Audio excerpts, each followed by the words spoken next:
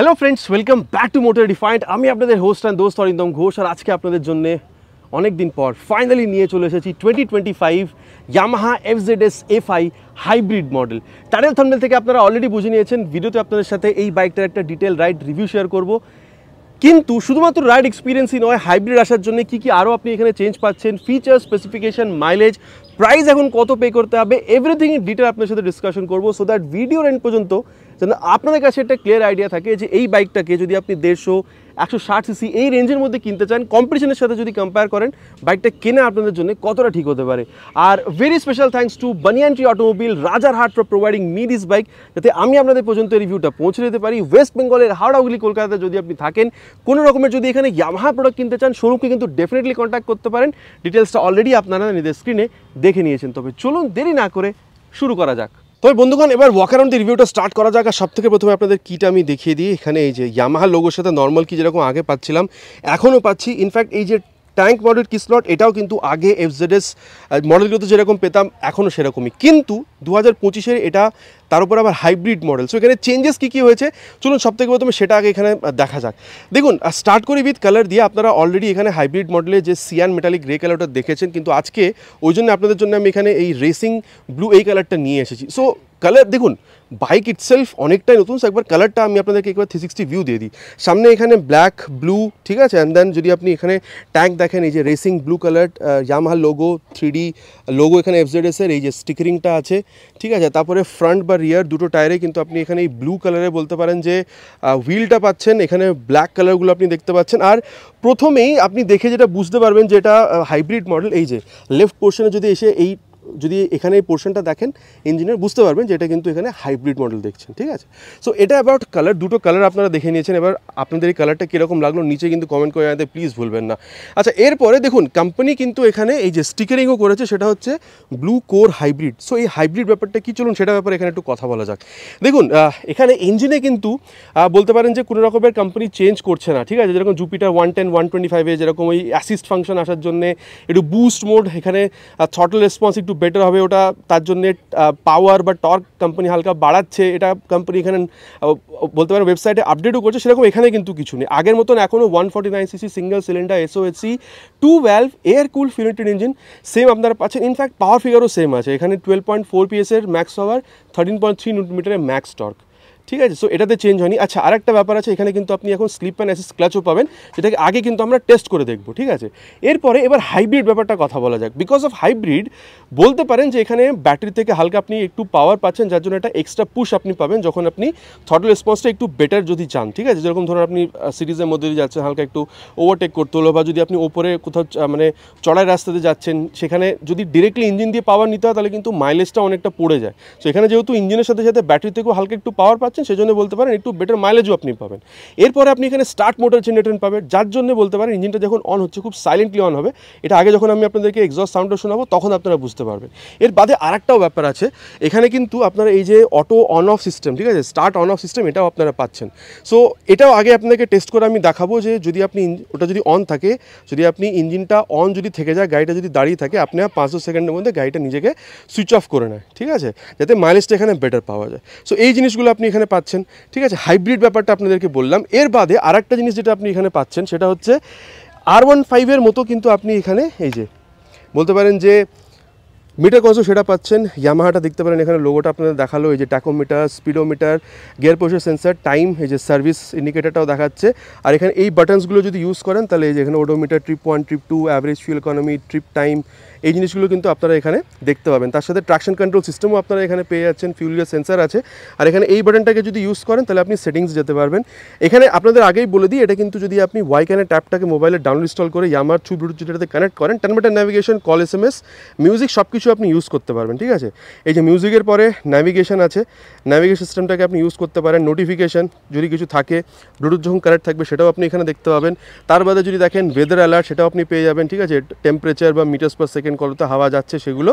আর তারপরে সেটিংয়ে যদি যান, ট্র্যাকশন কন্ট্রোলটাকে অন অফ করতে পারবেন, শিফট ইন্ডিকেটারটাকে এখানে অন অফ বা ফ্ল্যাশে দিতে পারেন, রেভটাকে এখানে আপনি সেট করতে পারেন। থিম, ঠিক আছে, থিম 2-তে যদি চলে যায়, দেখুন যে সিম্পল একটা এখানে কিন্তু জিনিস চলে আসছে, ঠিক আছে। আচ্ছা, মিউজিকটা অলরেডি আপনাদের বলেছি। সেটিংয়ে যাব, এই যে সেটিংয়ে গিয়ে আপনাদেরকে আমি জিনিসটা দেখাবো। এই যে থিম সিলেক্ট, এটাকে আবার থিম 1-এই করে রাখি, দেখতে থিম 1টা আই গেস বেটার। এবার আপনাদের কি বক্তব্য নিচে কিন্তু প্লিজ কমেন্ট করবেন। আর এরপরে যদি আপনাদের দেখায়, থিমের পরে কিন্তু আপনারা ডিসপ্লে সেটিং করতে পারবেন। ডিসপ্লে সেটিংয়ে কী কী আছে, ডে নাইট অটো, ঠিক আছে, ব্রাইটনেস সেটিং এগুলো করতে পারবেন। আর তারপরে ক্লক ইউনিট এই জিনিসগুলোকে আপনি কিন্তু এখানে সেট করতে পারবেন, ঠিক আছে। আর ট্র্যাকশন কন্ট্রোল সিস্টেম আছে, অলরেডি আপনাদেরকে এখানে বলেছি। আর তারপরে যদি দেখেন এখানে কিন্তু হ্যাজার্ড ল্যাম্প, এই ব্যাপারটাও কিন্তু আপনি এখানে এখন ডিফারেন্ট দেখতে পাচ্ছেন, ঠিক আছে। সো মোটামুটি এই যে চেঞ্জগুলো, ঠিক আছে, এই চেঞ্জগুলো কিন্তু আপনি এখানে পাচ্ছেন এই বলতে পারেন হাইব্রিড মডেলে। তার বাদেও কিছু আরও আছে যেটা আপনাদের বলবো আমি কিন্তু। আর দেখুন, আপনি যদি FZS FI ভার্সন 4 থেকে এটা কম্পেয়ার করেন, প্রাইস মোটামুটি এখানে আপনি 8 থেকে 10 হাজার টাকা কিন্তু বেশি পে করছেন। এবার এক্স্যাক্ট প্রাইসটা আপনাদেরকে বলবো, তার আগে বলে দিই আপনাদেরকে আপনারা এখানে জিনিস ওভারঅল কী কী পাচ্ছেন। যে আমি এখানে স্টার্ট করবো, এখানে একটু ধ্যান দিয়ে দেখবেন, এই যে এখানে DRLটা জ্বলছে। আর যে আমি এখানে ইগনিশনটাকে অন করছি, high beam low beam pass লাইটটা কিন্তু আমি এখানে এই যে অপারেট করতে পারবো। High beam low beam and then pass লাইটটা আমি কিন্তু এরকম করে এটাকে অপারেট করতে পারছি। আর তার সাথে এখানে এই যে বলতে পারেন ইয়ামাহার যে লোগো, সেটাও আপনি এখানে দেখতে পাচ্ছেন। আর আরেকটা ব্যাপার আপনাদের বলি, এই যে হ্যাজার্ড ল্যাম্পের যে সেটআপটা, এটাও কিন্তু আপনারা এখানে পাচ্ছেন। নর্মাল মডেলটা তো এখন পাচ্ছেন, ঠিক আছে, মানে বলতে পারেন LED এই যে টার্ন ইন্ডিকেটার, এটাও কিন্তু আপনার নর্মাল মডেলেও পাবেন। কিন্তু হ্যাঁ, এখানে আপনি এখন এই যে হ্যাজার্ড ল্যাম্প, সেটাও কিন্তু আপনি এখানে এখন দেখতে পাচ্ছেন, ঠিক আছে। এবার এটাকে চলুন এবার অফ করা যাক। আগের মতন এখনও বলতে পারেন 37mm টেলিস্কোপিক ফোক, সুন্দর একটা ভালো মাডগার্ড, 100/80 সেকশনের tyre with 17 inches of alloy wheel.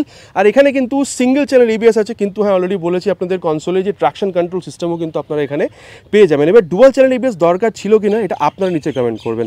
তার মধ্যে 282mm এর বড় একটা ডিস্ক উইথ দিস ভাইব্রে ক্যালিপার, আগের মতন সেম আছে। সাসপেনশন, টায়ার, ব্রেক কীরকম সেটআপ আগে পারফর্ম করছে, চালানোর টাইমে দেখবো। সুন্দর একটা ক্র্যাশ গার্ড পাচ্ছি, ইঞ্জিনের ব্যাপারটা অলরেডি আপনাদের বলেছি। আর হ্যাঁ, আপনাদের অলরেডি বলেছিলাম যে এটা কিন্তু সাইলেন্টলি স্টার্ট হবে এক্সস্টটা, ঠিক আছে। চলুন তবে এবার যে এক্সস্ট সাউন্ড কতটা সাইলেন্টলি স্টার্ট হচ্ছে সেটাও আপনারা দেখে নিন।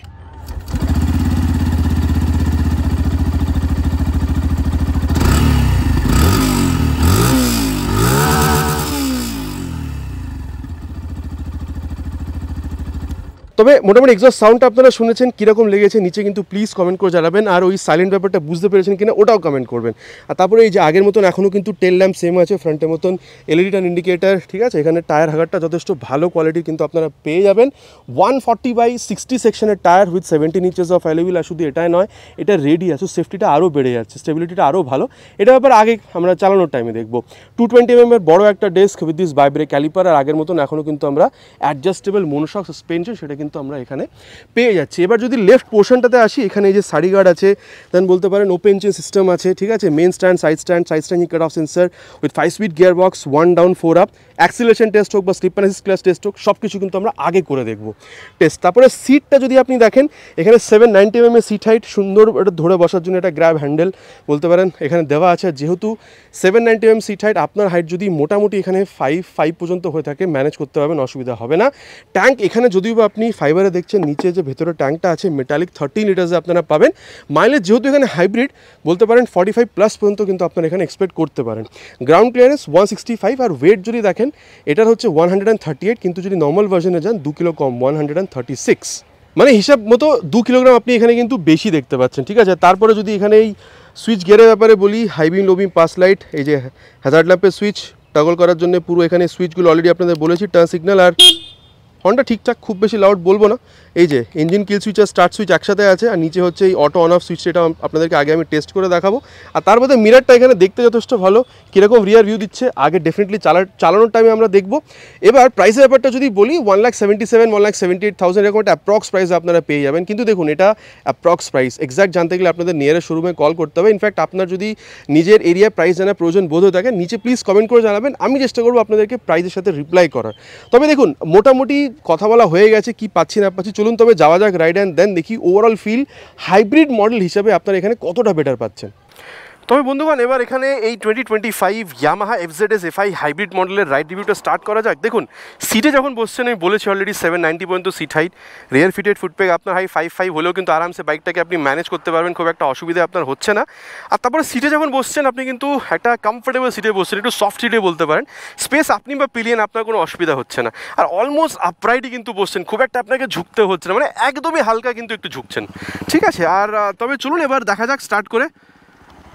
এই যে ফার্স্ট গিয়ার, আর এই দেখুন এই যে ব্যাপারটা, দেখুন টক দেখুন, এই যে দেখেছেন, দেখুন সেকেন্ড গিয়ার আসলো, এই যে ব্যাপারটা দেখছেন, দেখুন আমি যেটা বুঝতে পারছি সেটা হচ্ছে যদি আপনি FZS FI ভার্সন 4-এর সাথে যদি এখানে হাইব্রিডটাকে কম্পেয়ার করেন, আপনি যদি পরপর দুটোকে চালিয়ে দেখেন তাহলে আপনি বুঝতে পারবেন যখন আপনি এই সাডেন থ্রটলটা যখন দিচ্ছেন না, একটু বেটার আপনি অ্যাক্সেলারেশন পাচ্ছেন। এমন হ্যাভক কিছু চেঞ্জ হয়েছে সেটা নয়, কিন্তু হ্যাঁ যদি পরপর দুটো চালিয়ে দেখেন তাহলে কিন্তু বুঝতে পারবেন যে এখানে একটু বেটার রেসপন্স কিন্তু আপনি পাচ্ছেন। ঠিক আছে, ওই ব্যাটারি দিয়ে বা মোটর দিয়ে আপনি এখানে যে পাওয়ারটা এক্সট্রা পাচ্ছেন সেটার জন্য হালকা একটু বেটার এক্সপিরিয়েন্স কিন্তু আপনি পাচ্ছেন। ঠিক আছে, সো এটা ছিল ইনিশিয়াল এক্সপিরিয়েন্স। আমার যেটা মনে হচ্ছে সেটা দেখুন, এই ক্লাচ যেটা দেখছেন সেটা কিন্তু is on the soft to mid side. ঠিক আছে, বিকজ স্লিপার অ্যাসিস ক্লাচের জন্য এটা কিন্তু আপনার খুব একটা যে হার্ড সেটা কিন্তু ফিল হচ্ছে না। তবে এবার যেহেতু স্লিপার ক্লাস আছে এটাকে টেস্ট করে দেখবো, মোটামুটি এটাকে নিয়ে যাবো 60-70 পর্যন্ত স্পিডে, তারপরে এই দেখুন 60 থেকে 4 থেকে 3rd গিয়ারে চলে আসলাম, 2nd গিয়ারে চলে আসলাম, আর দুবারই কিন্তু এখানে আমি ক্লাচ ছেড়ে দিয়েছি, রিয়ার টায়ার লক হয়নি, স্লিপ হয়নি। বলতে পারেন স্লিপার অ্যাসিস ক্লাচ কিন্তু যথেষ্ট ভালোভাবে এখানে কিন্তু নিজের কাজটা করছে। ঠিক আছে, সো এটা একটা ব্যাপার ছিল যেটা বলে দিলাম আপনাদেরকে। তারপরে দেখুন গিয়ারটা যদি দেখেন ইজ বলবো যে একটু হালকা এফর্টের সাথে কিন্তু আপ বা ডাউন শিফট আপনি এখানে করতে পারছেন, আপনার কিন্তু খুব একটা অসুবিধা এখানে হচ্ছে না। ঠিক আছে, মানে স্মুথনেসের কিন্তু এখানে কোনো রকমের কোনো অভাব নেই। আর এবার যদি ক্লাচ গিয়ার স্লিপার অ্যাসিস ক্লাচের ব্যাপারটা কথা হচ্ছে, তাহলে চলুন এর যে অ্যাক্সেলারেশনটা সেটাও কমপ্লিট করি, তারপরে এর যে পারফরমেন্স সেটার ব্যাপারে আপনাদের সাথে আমি পরে কথা বলছি। Will start with 3 horns already on first gear.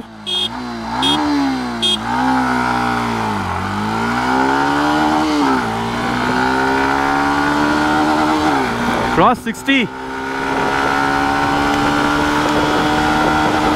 crossed 80, let's go for 100 now.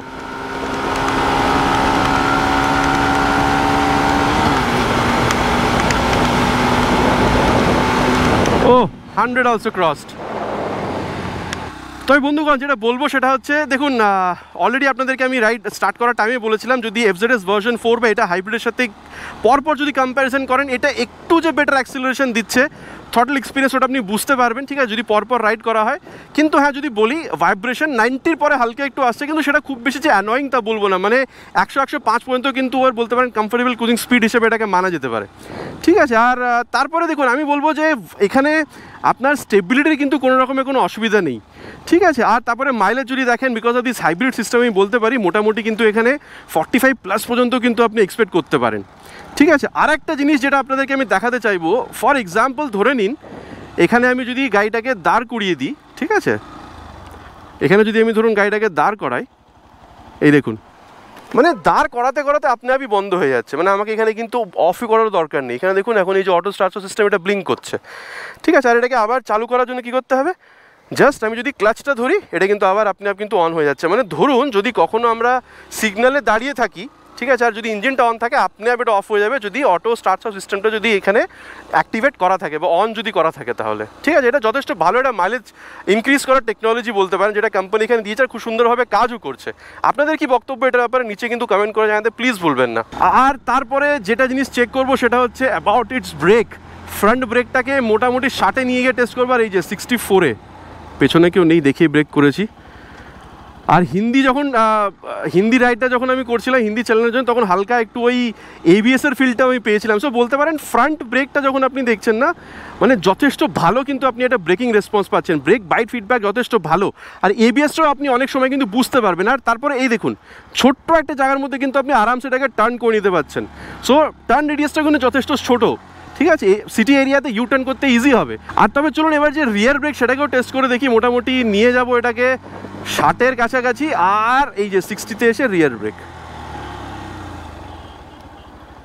দেখুন খুব, এখানে তো আপনি দেখলেন আমি এটাকে প্রেস করেছি রিয়ার ব্রেকটাকে, আর মানে রিয়ার পেছনে যে ডিসটা আছে সেটা বাইকটাকে কিন্তু মানে প্রোগ্রেসিভ হিসেবে দাঁড় করা আছে, যে পট করে দাঁড় করে দিচ্ছে সেটা নয়। ঠিক আছে, সো রিয়ার ব্রেকটা প্রোগ্রেসিভ বলতে পারেন, কিন্তু হ্যাঁ ফেস লাইনই। আর তারপরে চলুন তবে এই যে রিয়ারের সাথে সাথে ফ্রন্ট ব্রেক সেটাকে একবার টেস্ট করে দেখি কীরকম ওভারঅল ফিল দিচ্ছে। আর এই যে রিয়ারের সাথে ফ্রন্ট ব্রেক পেছনে দেখিয়ে নিয়েছি, কেউ নেই, তারপরেই ব্রেক করেছি। সো ওভারঅল ব্রেকিং বলতে পারেন আপনি এখানে যথেষ্ট ভালো পাচ্ছেন। ইনফ্যাক্ট এই রিয়ারের সাথে সাথে ফ্রন্ট ব্রেকটাকে ইউজ করলে আরও বেটার ব্রেকিং রেসপন্স পাচ্ছেন। আর চলুন তবে এবার যে ব্যাপারটা নিয়ে কথা বলবো সেটা হচ্ছে সাসপেনশন। দেখুন ফ্রন্টে 37mm টেলিস্কোপিক ফোক, রিয়ারে আপনি মনোশক পাচ্ছেন, ঠিক আছে। সো ফ্রন্টে ব্যাপারটা বলবো is on the mid side, কিন্তু রিয়ারেরটা হালকা কিন্তু স্টিফ সাইডে আছে, মিড বা স্টিফ সাইডের ভেতরে বলতে পারেন, ঠিক আছে। দেখুন আমার মনে হয় যে এরকম যদি সিটি রাইড করেন বা হাইওয়ে রাইড করেন, high speed, top speed, cornering, ঠিক আছে, স্ট্রিট লাইন স্টেবিলিটি যথেষ্ট ভালো পাচ্ছেন। কিন্তু তখন কি হবে যখন আপনি মানে ওই গাড্ডাগুডি রাস্তা দিয়ে যাবেন বা হয়তো ওই গ্রামের রাস্তা দিয়ে যেতে পারেন যেখানে এরকম পাকা রাস্তা নেই। কাঁচা রাস্তাতে কী হবে, যদি পাথর পুথর থাকে তাহলে কি দেখুন অনেকটা কিন্তু অ্যাবজর্ব হবে, অ্যাবজর্ব যে ওই ধাক্কাটা যে অ্যাবজর্ব করবে না বা ওই জার্কটা অ্যাবজর্ব হবে না সেটা নয়। কিন্তু হ্যাঁ, এবার দেখুন মনোশক সাসপেনশন একটু আপনাকে ওই মানে জার্ক তো দেবেই, সো একটু ওই বলতে পারেন অ্যাবজর্ব হবে, আবার একটু কিন্তু ঝটকা আপনাকে ফিলও করাবে আপনার কোমরে বলতে পারেন বা আপনার ব্যাকে, ঠিক আছে। সো এইটা ছিল অ্যাবাউট সাসপেনশন, ঠিক আছে। সামনেরটা একটু বলতে পারেন মিড সাইডে, রিয়ারেরটা আপনি বলতে পারেন ওই রিয়ারেরটা মিড থেকে স্টিফের মধ্যে বলতে পারেন, ঠিক আছে। আর তারপরে যেটা বলবো সেটা হচ্ছে অ্যাবাউট ওভারঅল ফিল। এরকম যখন করছেন দেখুন 138 কিলোগ্রাম মানে FZS FI ভার্সন 4 থেকে 2 কিলোগ্রাম কিন্তু ভারী বেশি। এবার তার জন্য যে এমন কিছু ওয়েটের ডিফারেন্স ফিল হচ্ছে সেটা নয়, কিন্তু ইনফ্যাক্ট ইন জেনারেলও যদি দেখেন ওয়েট ডিস্ট্রিবিউশন যথেষ্ট ভালো, আপনার ভারী মনে হচ্ছে না সামনেরটা বা পেছনের দিকটা, ঠিক আছে। এরকম করার টাইমে কিন্তু বাইক কথাও শুনছে, আপনার কিন্তু মানে বলতে পারেন যে কমান্ড ফলো করছে, মানে ট্র্যাকশন লুজ হচ্ছে না বা আপনার এখানে কন্ট্রোল লুজ হচ্ছে না, ঠিক আছে। তারপর দেখুন রিয়ার ভিউ মিরারটা কিন্তু যথেষ্ট ভালো রিয়ার ভিউ দিচ্ছে আপনাকে, আর আপনি যেহেতু অলমোস্ট আপরাইট বসছেন, ঠিক আছে, আপনি সিটটাও ভালো পাচ্ছেন। আর দেখুন অলরেডি বলেছি যে এই হাইব্রিডের জন্য হালকা একটু বেটার অ্যাক্সিলারেশন পাচ্ছেন, ব্রেকিংটাও যেহেতু যথেষ্ট ভালো। আমি বলতে পারি সিটি রাইড বা এভরিডে রাইড তো করবেনই, কিন্তু যদি ওকেশনাল লং রাইডেও বেরোতে চান খুব একটা যে প্রবলেম হবে সেটা কিন্তু আমি একদমই বলবো না, ঠিক আছে। আর তার বাদে দেখুন এখানে speedo, tacho, gear position sensor, Bluetooth, navigation, music, ঠিক আছে, ওয়েদার সব কিছু আপনারা পেয়ে যাচ্ছেন। সো সিটি রাইড অলরেডি বলেছি যথেষ্ট ভালো করে করতে পারবেন, ওকেশনাল লং রাইডের জন্যও ঠিক আছে।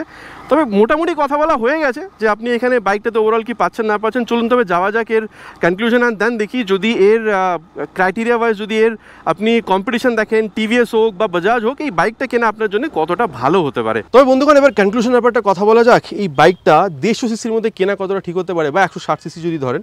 দেখুন কম্পিটিশনে যদি দেখেন পালসার 150 আসছে টুইন ডিস্ক মডেল, আমিও বাইকটাকে রাইড করি। প্লাস যদি দেখেন এখানে N160 আছে বলতে পারেন 2B ইঞ্জিন দিয়ে। তারপরে আপনি অ্যাপাচে 160 4Bটাকে নিয়ে আসতে পারেন, কিন্তু ওটা 4B, ওই জন্য অ্যাপাচে 2Bটাকে নিয়ে আসছে। 2B যদি দেখেন 1,55,56 এর মধ্যে পেয়ে যাবেন। যদি আপনি এখানে N160 দেখেন, ঠিক আছে, ওটাও আপনি মোটামুটি টপ মডেলটাও দেখলে 1,70,000 মধ্যে পেয়ে যাবেন, ঠিক আছে। দেখুন প্রাইস যদি দেখেন ডেফিনেটলি আপনি কিন্তু এখানে 8 থেকে 10-12 হাজার টাকা বেশি পে করছেন। আর দেখুন স্পেশালি এখন যেটা বাজাজের টপ সেলিং বাইক N160, ওখানে যদি দেখেন ডুয়াল চ্যানেল ABS এর সাথে ওই যে ওই লাইটের ব্যাপারটা প্রজেক্টর, ওটা আপনি ডেফিনেটলি ওখানে একটু হলেও কিন্তু বেটার পাচ্ছেন, ঠিক আছে।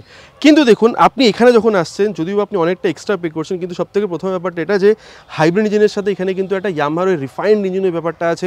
টায়ারগুলো ডেফিনেটলি মোটা, পেছনের টায়ারটা আপনি কিন্তু এখানে রেডিয়ালও পাচ্ছেন, আর তার সাথে মাইলেজটা আপনি এখানে একটু বেটার পাচ্ছেন। কনসোলটা দেখুন কতটা আপনি এখানে অ্যাডভান্স পাচ্ছেন, তারপরে এই কালারফুল মিটার এই ব্যাপারটা আছে, ঠিক আছে। তো আমার মনে হয় দেখুন যদি আপনি ভালো মাইলেজ, ইয়ামাহার রিলায়েবল বা রিফাইন্ড ইঞ্জিন আপনার প্রয়োজন হয়ে থাকে, ঠিক আছে, আপনি পে করতে রেডি মোটামুটি 1,75,80-র মধ্যে যদি আপনার বাজেটও হয়ে থাকে। এভরিডে রাইড, সিটি কমিউট বা যদি ওকেশনাল লং রাইডের জন্যও যদি আপনি বাইক খুঁজে থাকেন যেখানে মাইলেজটা ভালো পাবেন, আমার মনে হয় যদিও বা 8-10 হাজার টাকা আপনি বেশি পে করছেন, Yamaha FZS FI hybrid model কিন্তু আপনাদের জন্য একটা ভালো প্রোডাক্ট হতে পারে। ডেফিনেটলি এক্সপেন্সিভ, কিন্তু এক্সপিরিয়েন্সটা আপনি ততটা বেটার পাচ্ছেন। দেখুন মোটামুটি বাইকটাতে কি আছে না আছে, হাইব্রিডের জন্য কি এখানে স্পেশাল আপনি পাচ্ছেন, এভরিথিং ইন ডিটেল আপনার সাথে ডিসকাশন করেছি। এবার আপনার কি মনে হচ্ছে, পালসার 150, N160, অ্যাপাচে 160 2B নাকি এক্সট্রিম 160 আর 2B 4B মডেল, আপনারা কোনটা কিনতে বেশি পছন্দ করবেন? প্রাইসটাকে যদি আপনি কম্প্যারিজন করেন তাহলে নিচে কিন্তু কমেন্ট করে জানাতে প্লিজ ভুলবেন না, ইটস মাই রিকোয়েস্ট। আশা করছি ভিডিওটা আপনাদের ভালো লেগেছে। চ্যানেলটা কিন্তু একদমই নতুন, ভিডিওটা ভালো লেগে থাকলে প্লিজ ভিডিওতে একটি লাইক, আর চ্যানেলে যদি প্রথমবার এসে থাকেন প্লিজ চ্যানেলটাকে সাবস্ক্রাইব করে বেল বাটনটা অলি হিট করতে ভুলবেন না। আগেন ইটস মাই রিকোয়েস্ট, খুব তাড়াতাড়ি আপনার সাথে দেখা হবে চ্যানেলে এরকমই একটা বাইক বা স্কুটারের সাথে। Till then ride safe and জয় হিন্দ।